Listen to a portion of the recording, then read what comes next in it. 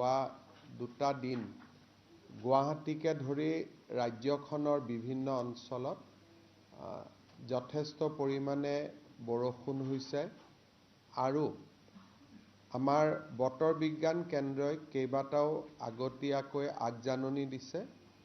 মই প্ৰথমতে আমাৰ প্ৰিন্সিপাল সেক্ৰেটাৰী ৰেভিনিউ ত্ৰিপাঠীক মই অনুৰোধ কৰিম যে তেওঁ এটা প্ৰেজেন্ট সিচুৱেশ্যনৰ ওপৰত আপোনালোকক এটা সৰুকৈ প্ৰেজেন্টেশ্যন এটা আগবঢ়ায়।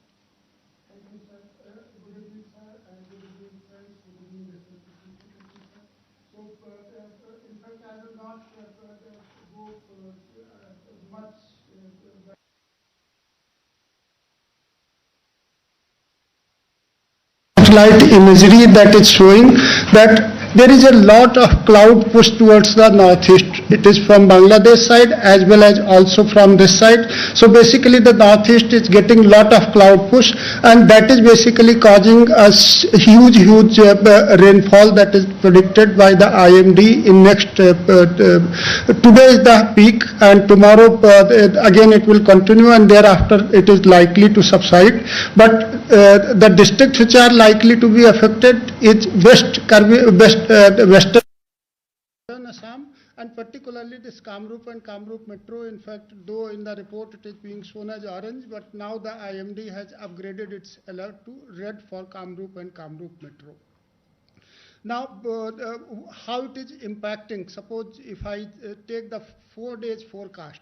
So while 4 days forecast jodi ami lo khali akhomor lole hobo, we will also have to see the nearby states. So ami nearby state duita mane dekhsu Arunachal Pradesh as well as Meghalaya ki kene koa mane tate borkhun hua homauna ase. So if I say only Assam, so then these are the districts of the southern Assam and these are the districts of the western Assam. They are the districts starting from Nalbari up to Kokrajhar. All districts are basically in the red, and here Karbi Anglong, West Karbi Anglong, Dima Hasao, Kachhar, Karimganj and Halakandi, these are the districts in Sadar Assam. A2 mane khub dharakhar borkhun poar mane ase.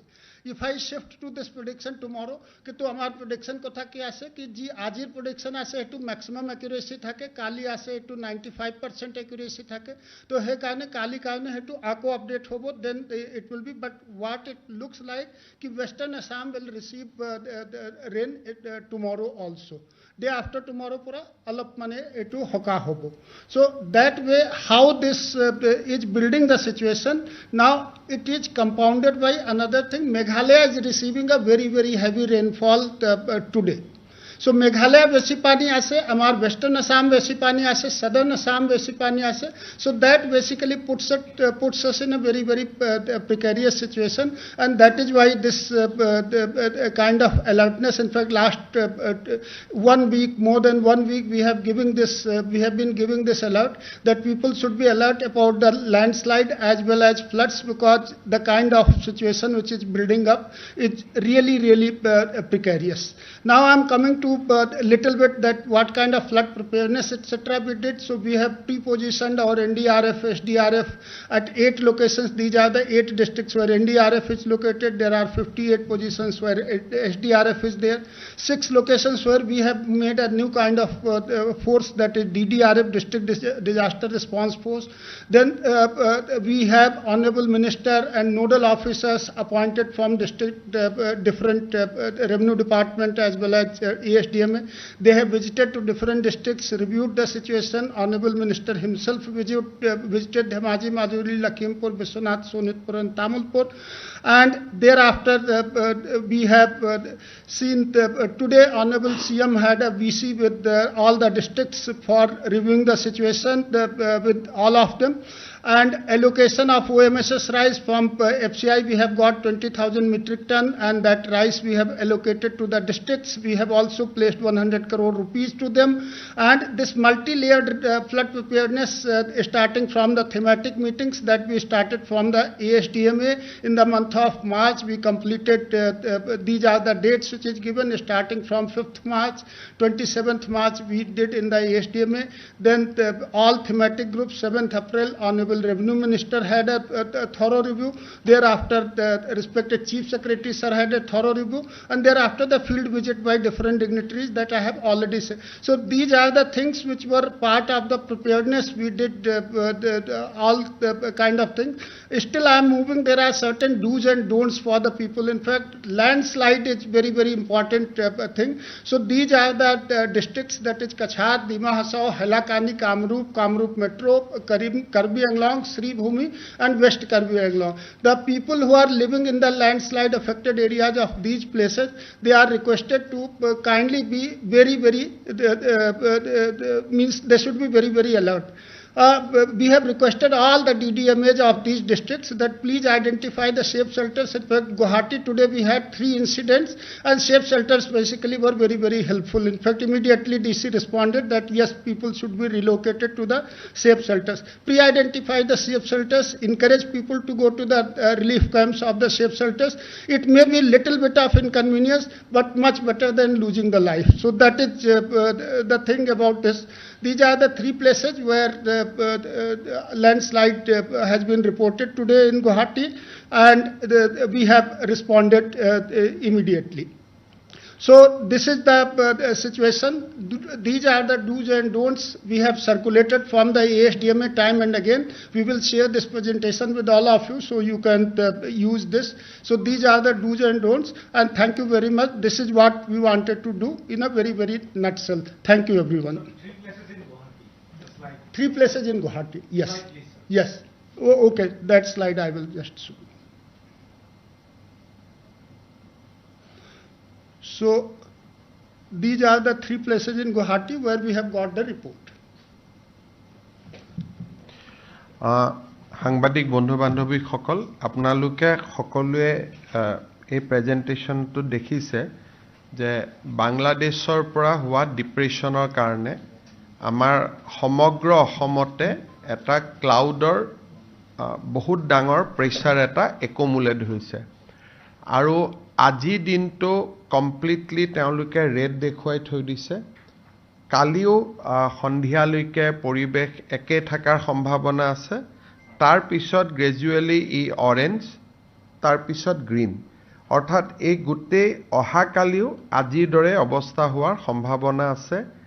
আজি আমাৰ অসমত প্ৰায় 9 লাখ লোকৰ বিজুলী আমি কাটি থবলগীয়া হৈছে যাতে কোনো ধৰণৰ এক্সিডেন্ট নহয়। গুৱাহাটীত 100টা ট্ৰান্সফৰ্মাৰ আমি বন্ধ কৰি থবলগীয়া হৈছে। গতিকে গোটেইখিনি চালে মই ভাবো যে পৰিৱেশটো আজি আৰু কালি জটিল হৈ থাকিব। দুটা বিশেষ আমি কাম কৰিব খুজিছো। অহাকালি দিনটো আমি আমাৰ ৰাজ্য চৰকাৰৰ কৰ্মচাৰীসকলক আমি স্পেচিয়েল কেজুৱেল লিভ দিছো। যিসকলৰ কোৱাৰ্টাৰৰ লগতে অফিচ তেওঁলোকে অফিচ কৰিব, কিন্তু যিসকলে দূৰৰ পৰা আহিব লাগে তেওঁলোকে অফিচ কৰাৰ প্ৰয়োজন নাই। কিন্তু যিসকলৰ কোৱাৰ্টাৰ আৰু অফিচ একে তেওঁলোকে ডেফিনেটলি অফিচ কৰিব, আৰু যি দূৰৰ পৰা আহিব লাগে তেওঁলোকে অফিচ কৰাৰ প্ৰয়োজন নাই। শনিবাৰে প্ৰাইভেট স্কুল নাথাকে, কিন্তু গুৱাহাটী বিশেষকৈ কামৰূপ আৰু কামৰূপ মেট্ৰত আমি স্কুলখিনিও অহাকালি দিনটোৰ কাৰণে বন্ধ ৰাখিব কৈছো। গভৰ্ণমেণ্ট স্কুলখিনি, প্ৰাইভেট স্কুলখিনি এজ ইউজুৱেল বন্ধ হৈ থাকে। বাকি আমাৰ যিসকলে প্ৰাইভেট প্ৰতিষ্ঠান আদিত কাম কৰে তেওঁলোককো মই তেওঁলোকৰ স্বত্বাধিকাৰীসকলকো অনুৰোধ কৰিম যে যদি কৰবাত দুজনৰ জায়গাত এজন মানুহে দি দোকানখন চলাব পৰা যায়, দূৰৰ পৰা অহাজনক অহাকালি দিনটো আমি ছুটি দিলে বেয়া নহয়, কিন্তু আমি চৰকাৰৰ পৰা সেইটো অৰ্ডাৰ কৰিব খোজা নাই, তেওঁলোকে নিজে ব্যৱস্থা ললে ভাল হ'ব। ইয়াৰ উপৰিও আমি গোটেই পৰিৱেশটো পৰ্যবেক্ষণ কৰি থাকিম, য'ত যেনেকুৱা প্ৰয়োজন হয় আমি ৰাইজক সষ্টম কৰি দিয়া আৰু ৰাইজক যি ধৰণে সকাহ দিব লাগে তাৰ বাবে আমি চেষ্টা কৰিম। কিন্তু বাংলাদেশৰ পৰা বেসিক্যালি বংগোপসাগৰৰ পৰা যিটো ক্লাউডৰ প্ৰেছাৰ আহি আছে, সেই প্ৰেছাৰটো আজিতো থাকিবই, অহাকালিও কন্টিনিউ হ'ব। কালি যদি কিবা ৰিভাইজ প্ৰেডিকশন কৰে আমি ডেফিনেটলি আপোনালোকক অৱগত কৰিম। যদি আপোনালোকৰ Sorry, if you can repeat in English, this brief. there is a lot of clouds are coming from the Bay of Bengal and basically from Bangladesh. The entire northeastern region is experiencing heavy rain. Guwahati city is suffering a lot. Even in Meghalaya also, the authority has showing red for today and tomorrow. If there is a rain in Meghalaya and Arunachal Pradesh, it directly impact the weather in Assam. So we are of the view that situation was worse today. Tomorrow they said that by afternoon there will be some relief, and from day after tomorrow things should be better. But at the same time they have also said that they are periodically reviewing it. So once we get fresh prediction, we will share it with you immediately. But as of now, situation is not very good. We have declared tomorrow a special casual leave for the government employee. However, those who are whose office and quarters are same, they will attend the offices. But those who has to come from little distance, tomorrow they may not come. That will be counted as a special casual leave. This is for Kamrup and Kamrup Metro, not for entire Assam. This is only for Kamrup and Kamrup Metro district. Private school normally remain closed on Saturday, but we have advised that all government schools will remain closed tomorrow. Colleges, universities will also remain closed tomorrow, so that people do not have to suffer. We have also instructed our city police to regulate traffic inside the city, because this is not, tomorrow will not be a normal day. So we have advised police to regulate the traffic. Whatever can be sent to Upper Assam via Baihata Sarile Tezpur, they should be pushed through that, so that there is less pressure in Guwahati city. So there is also report of 3 landslide incident. However, there is no casualty. We advise people to take extreme caution.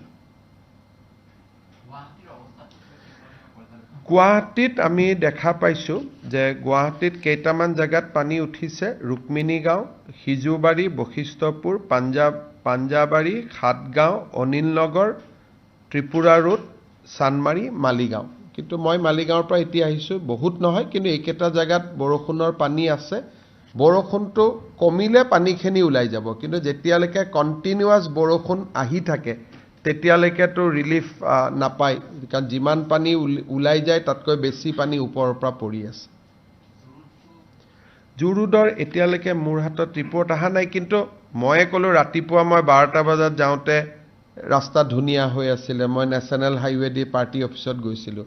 এতিয়াতো ঘূৰি আহোঁতে মই কষ্ট পাইছোঁ। গতিকে changing situation, পানীটো পৰি আছে, আৰু আজিতো দিনটো অত্যন্ত বেয়াৰ ৰিপৰ্ট আছিলে, কমপ্লিট ৰেড আছিলে, আৰু অহাকালিও ৰেড আছে, কিন্তু গধূলিৰ পিছত ইম্প্ৰুভ দেখুৱা আছে।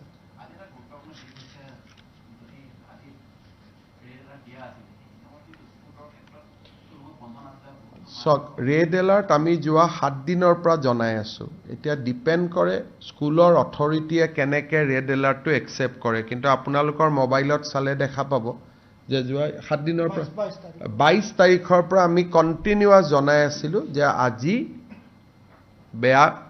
অত্যন্ত বেয়া পৰিৱেশ হ'ব বুলি। আমি 22 তাৰিখৰ পৰা কণ্টিনিউৱাছলি ৰেড এলাৰ্ট আমি দি আছোঁ, আৰু আপোনালোকৰ মোবাইলবিলাকতো আপোনালোকে ডেফিনেটলি এলাৰ্ট পাই আছিলে।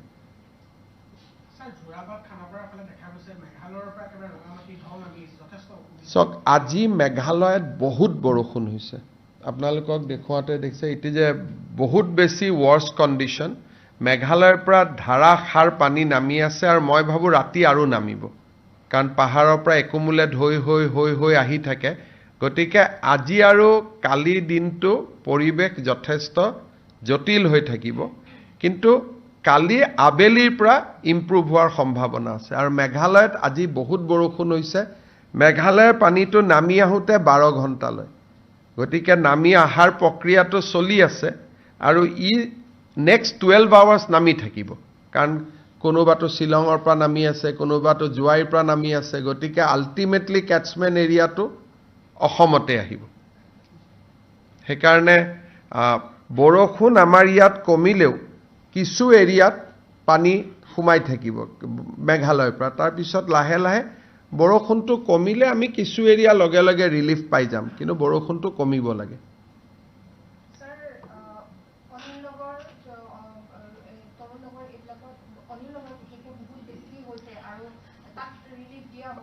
আজি মই যাক যেনেকৈ পাৰোঁ ৰিলিফ দিব কৈছোঁ অনিল নগৰ তৰুণ নগৰত আৰু আজি এটা বিশেষ সমস্যা হৈছে সুইচ গেটখনৰ তলতে পাথৰ এটা ৰখি গৈছে সেইকাৰণে সুইচ গেটখনেও আজি ভাল কৰি কাম কৰা নাই সুইচ গেটটো যেতিয়া নমাই দিছে তাত এটা পাথৰে তাক অবষ্ট্ৰাক্ট কৰি লৈছে নদীত পাথৰ বা কি এনেকৈ আহি আছিলে চাব লাগিব এইকাৰণে মই ডিচিক কৈছোঁ যে তাত যাতে বিশেষ ব্যৱস্থা লয় মানুহখিনিক সহায় কৰাৰ কাৰণে কিন্তু কালি 2টা বজাৰ পিছত ইম্প্ৰুভ হোৱাটো কালি 2 বজে কা বাদ দিখায় না কালি 2টা বজাৰ পিছত ইম্প্ৰুভ হোৱা দেখুৱাইছে কিন্তু এতিয়ালৈকে আমি কণ্টিনিউৱাছ ৰেইন পায়ে থাকিম আৰু ৰেইন পাই থকাৰ পিছত আকৌ মেঘালয়ৰ পৰা পানী নামিব গতিকে অন্ততঃ ফৰকাষ্টটো বহুত ভাল নহয় ৱেষ্টাৰ্ণ আসাম চিৰাং বঙাইগাঁও বা নামনি অসমত আৰু বেছি পানী আহিব বৰষুণ আৰু যথেষ্ট থাকিব স্যাৰ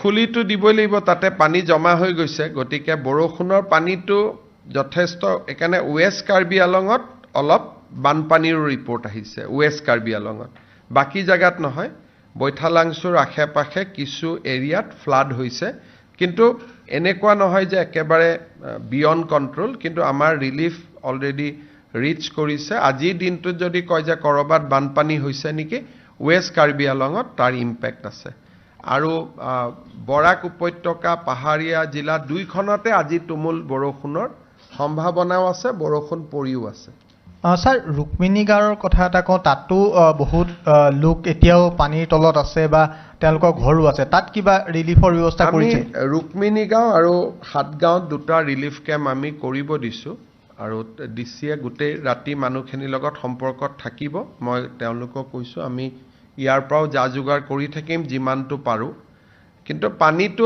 অলপ বৰষুণটো কমিলে পানীটো আমি মেচিনেদি উলিয়াই দিব পাৰিম হ'ব Sir, one question. Guwahati always get water from the hills, but we are seeing a lot of muddy water coming out in this Jorabad area where we visited. So has this is a very important issue. Meghalaya Chief Minister on 2nd June, I have invited Honorable Chief Minister Meghalaya Conrad Sangma to discuss this issue with us. He is coming on 2nd June. We will discuss that. Some water will have to come, like if Arunachal there is a rain, people gets flood here. So I cannot say that Meghalaya is a hill, so Meghalaya water bound to come to Guwahati. But that should not be, basically that should not also been, basically gravity should also not been increased because of hill cutting. So that issue on 2nd June we are going to discuss with Chief Minister of Meghalaya. It will be for your interest to note that Supreme Court has also issued a notice to Government of Meghalaya and Government of Assam on this count. So I think this matter will also go to the consideration of Honorable Supreme Court. Day before yesterday, Supreme Court has issued a notice to both Government of Assam and Government of Meghalaya regarding hill cutting in Jorabad.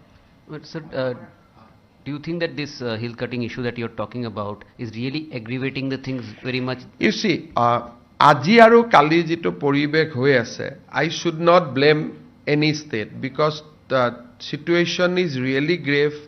Cloud is coming continuously from Bangladesh, Bay of Bengal. So even if there is no hill cutting, then also we'll get water. Because today and tomorrow this situation is completely different and I should not blame somebody. But yes, the another issue, Guwahati, Juripar area, Tripura Road, this area, there is a problem because of hill cutting in Jorabad.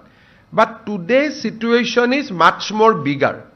আজিৰ পৰিৱেশটো যথেষ্ট ডাঙৰ পৰিৱেশ ইয়াত অমুকৰ কাৰণে আহিছে তমুকৰ কাৰণে আহিছে বুলি কৈ লাভ নাই কাৰণ দেই যে হিউজ ক্লাউডছ আৰ কামিং আপোনালোকক প্ৰেজেন্টেশনটো আমি শেয়াৰ কৰি দিম বহুত বেছি ক্লাউড বংগোপসাগৰৰ পৰা আহি আছে গতিকে today's situation I think it is beyond anybody's control. মই যদি কওঁ যে অমুকৰ কাৰণে হৈছে তমুকৰ কাৰণে হৈছে this is wrong. Today it is a nature's fury.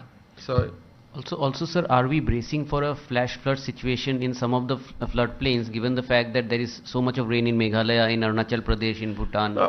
We are on alert position, so we are constantly monitoring the situation. So we want to protect life, we want to protect property. Today also I have a VC with all the deputy commissioners. So throughout the day, আমি এবিলাকে কৰি আছো. So যিমানটো পাৰো NDRF are in position, SDRF are in position. So এই প্ৰেছাৰটো 22 তাৰিখৰ পৰা আমি গম পাইছিলো আহিব বুলি সেইকাৰণে আমি মানুহকো জনাই আছিলো যে দিস ইজ দা সিচুৱেচন অলপ আৰ্লি মনসুন টাইপ হৈছে কিন্তু একচুয়াল আমাৰ চ্যালেঞ্জটো 10 জুনৰ পিছত হ'ব ফ্লাডৰ জিটো দিস ইজ এ মানে সদায় নোহোৱা এটা এবনৰ্মেল সিচুৱেচন এটা হৈছে মই এতিয়া আপোনালোক যোন নেশ্যনেল হাইৱেৰ পৰা আহিছে তেওঁলোকে চালে দেখা পাব towards Meghalaya the deposition of cloud is huge সেইকাৰণে আজি ৰাতি আৰু কালি I think we will have a difficult situation মানুহ যিমান পাৰে ঘৰৰ পৰা আজি আৰু কালি বিশেষ কাম নাথাকিলে নলুৱা ভাল আৰু এটো মানে এটো অলপ এবনৰ্মেল সিচুৱেচন হৈ আছে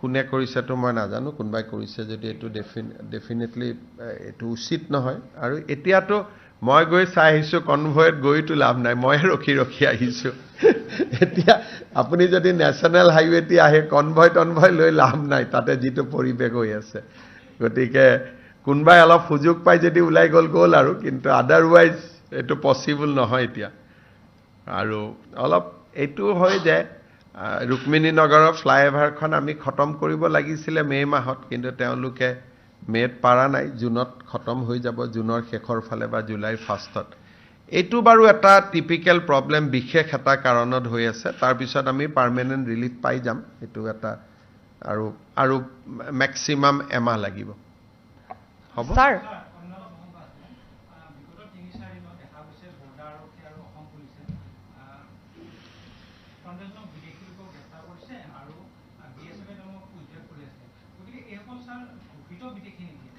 সক ইয়াত দুই ধৰণৰ বিদেশী আছে এটা হৈছে অসমত কন্টিনিউয়াসলি যি বিদেশী আহি আছে আজি আহিছে কালি আহিছে এমাহৰ আগত আহিছে এটা হৈছে হেতু সেকেন্ড হৈছে ডিএফএন যাত ডিক্লেয়াৰ্ড ফৰেন নেশনাল বুলি কয় আপোনালোকে জানে যে সুপ্ৰিম কোৰ্টত কেছ এটা হৈছিল আৰু সুপ্ৰিম কোৰ্টে আমাক নিৰ্দেশ দিছিল যে যিসকল ঘোষিত বিদেশী তেওঁলোকক যিকোনো প্ৰকাৰে আমি উভতাই পঠাই দিব লাগে যিসকল ঘোষিত বিদেশী কিন্তু কোৰ্টতো এপিল কৰা নাই তেওঁলোকক আমি পুশবেক কৰিছো কিন্তু তাতো যদি কোনবাই আমাক কৈছে যে নহয় মোৰ এপিল আছে হাই কোৰ্ট সুপ্ৰিম কোৰ্ট তেতিয়া আমি তেওঁলোকক কষ্ট দিয়া নাই কিন্তু যোৱা কালিয়ে 35 জন বাংলাদেশী একেলগে আমি মেঘালয় আৰু শিলচৰৰ বৰ্ডাৰত পাইছো তেওঁলোক কেইদিনমান আগতে আহিছিল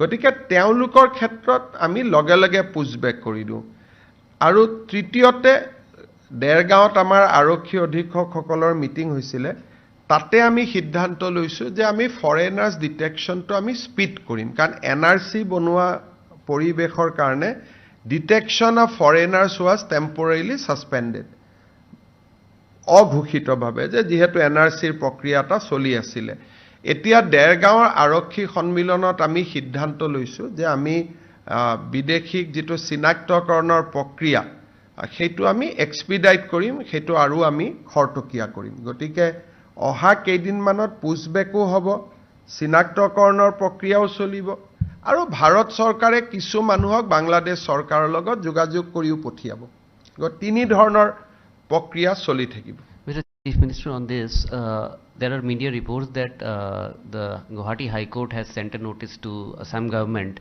regarding a petition filed by some of the family members of some people who were in detention camp, and they claim that they are missing from the detention camp, and they suppose they are... Yeah, I mean, as I told you, that when there is a declared foreign nationals, they have, after declaration by tribunal, the course open for them is to go to the High Court. So if they do not go to the High Court, then they become declared foreign national. And once they declared as a foreign national and they are not being, they are not challenged that order, then their rights to stay in Guwahati or in Assam is forfeited. So it is very simple. So whoever has gone to the higher judiciary, we have not disturbed them. কিন্তু কোনোবাই মোক declared foreign national কৈছে মই appeal কৰা নাই 2 মাহ হল 3 মাহ হল 4 মাহ হল তাৰ মানে কি তাৰ মানে মই এজন বিদেশী নাগৰিক once you are declared as a foreigners without passport or visa you cannot stay in India.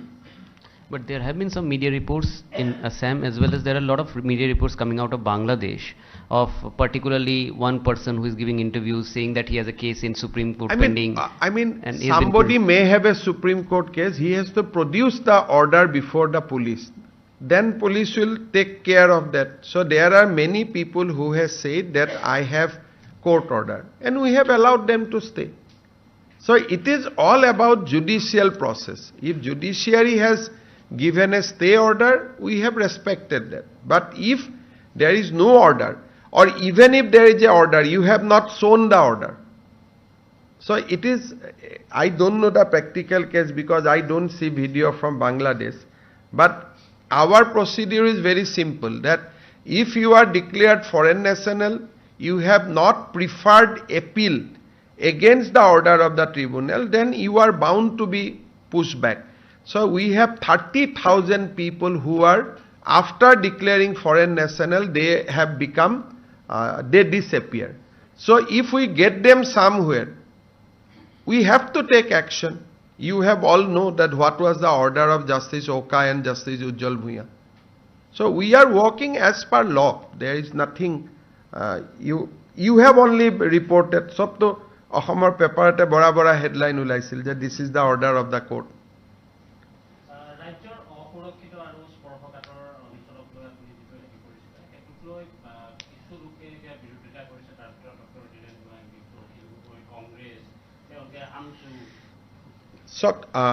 এই বিষয়টো হ'ল যে স্পৰ্শকাতৰ অঞ্চলত মানুহৰ জীয়াই থকাৰ অধিকাৰ ভাৰতীয় সংবিধানে দিছে আৰু ভাৰতীয় সংবিধানে মানুহক আগ্নেয়াস্ত্ৰ ল'বলৈ অনুমতি দিছে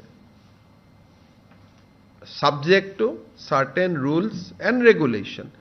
গতিকে অসম চৰকাৰৰ এটো সিদ্ধান্ত যে স্পৰ্শকাতৰ সীমান্ত বুলি কওঁতে আমি অৰুণাচল মেঘালয় নাগালেণ্ড বুজোৱা নাই আমি অকল বিদেশী ৰাষ্ট্ৰ বুজাইছো সীমান্তত থকা মানুহৰ সুৰক্ষা দিয়া আৰু সুৰক্ষা পাবৰ কাৰণে তেওঁলোকক চৰকাৰে প্ৰদান কৰা অধিকাৰসমূহ দিয়াটো আমাৰ দায়িত্ব গতিকে এই কামখিনি যদি আমি 85 ৰ পৰাই কৰিলোহেঁতেন তেতিয়ালে বহুত জায়গাত আমাৰ মানুহে মাটিবাৰী বিক্ৰী কৰি আহিব নালাগিলেহেঁতেন গতিকে এইটো আমি ভাবি চিন্তি লোৱা সিদ্ধান্ত কোনোবাই ডেফিনেটলি আমাৰ চৰকাৰে যদি কালিৰ পৰা কয় যে সকলো মানুহক ঘৰে ঘৰে 1 তোলা সোণ দিম তথাপিতো হিৰেন গোহাঁই আপত্তি কৰিব কালি যদি কওঁ ঘৰে ঘৰে চাকৰি দিম তথাপিতো আপত্তি কৰিব গতিকে হিৰেন গোহাঁইয়ে হওক বা কংগ্ৰেছ দলে হওক চৰকাৰৰ কোনো সিদ্ধান্তকটো তেওঁলোকে কেতিয়াও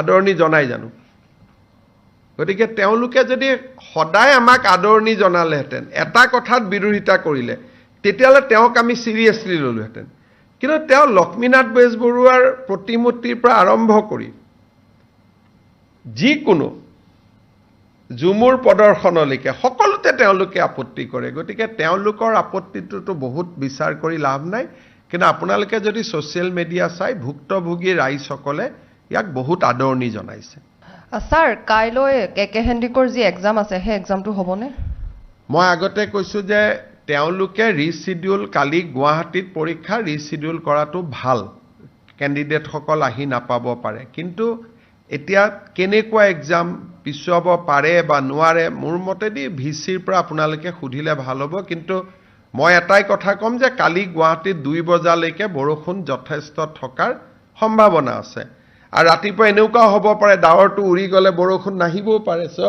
আমি প্ৰেডিকশনটো শেয়াৰ কৰিছো কিন্তু ইউনিভাৰ্সিটিৰ ওপৰতো আমাৰ ডাইৰেক্টলি অধিকাৰ নাথাকে গতিকে এই প্ৰেছ কনফাৰেন্সখন চোৱাৰ পিছত ভিচিয়ে কি সিদ্ধান্ত লয় তেওঁৰ ওপৰত নিৰ্ভৰ কৰিব